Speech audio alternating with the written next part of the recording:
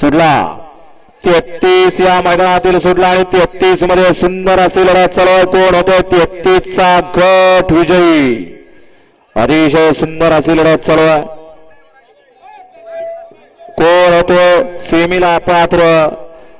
अतिशय सुंदर अशी लढत चालू आहे. इकडे दोघांच्या पुढच्या रानात लढत आहे आणि बाजी मारली पुढच्या रानात.